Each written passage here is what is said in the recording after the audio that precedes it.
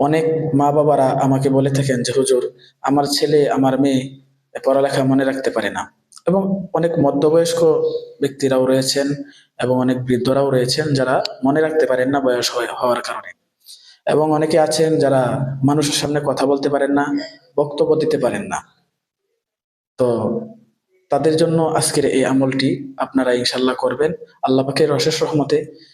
যাদের মেধা শক্তি কম এবং যারা কথা বলতে পারেন না, মানুষের সামনে বক্তব্য দিতে পারেন না, তারা বক্তব্য দিতে পারবেন।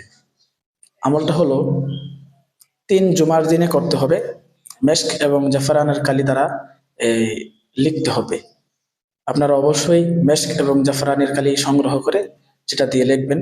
নিয়মটা হলো, প্রথম সপ্তাহে প্রথম শুক্রবারের আপনারা আল্লাহু লা ইলাহা ইল্লা হুয়াল হাইয়ুল কাইয়ুম এই আয়াতটি মেশক জাফরানের কালি দ্বারা লিখে শুক্রবার দিন সকালে খালি পেটে খেতে হবে। কাগজের টুকরাটুকু আপনারা খালি পেটে খেয়ে নেবেন। দ্বিতীয় জুমার দিন অর্থাৎ দ্বিতীয় শুক্রবারে আপনারা আল্লাহু আ'লামু হাইসু ইয়াজআলু রিসালাতাহু এই আয়াতটি মেশক জাফরানের কালি দ্বারা লিখে খালি পেটে খেয়ে নেবেন।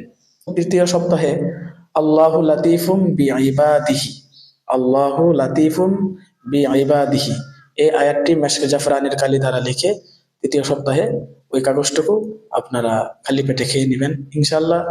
যাদের মেধা শক্তি খুব কম, শিশু হোক অথবা বৃদ্ধ, প্রত্যেকের মেধা শক্তি জেহান শক্তি বৃদ্ধি পাবে, মনে রাখতে পারবেন। এবং যারা বক্তব্য দিতে পারেন না, সুন্দরভাবে গুছিয়ে কথা বলতে পারেন না মানুষের সামনে, ইনশাল্লাহ তারা সুন্দরভাবে বক্তব্য দিতে পারবেন, গুছিয়ে কথা বলতে পারবেন। আল্লাহ পাক যেন আমাদের সকলকে বুঝার তৌফিক দান করে। আসসালামু আলাইকুম ওয়া রাহমাতুল্লাহ।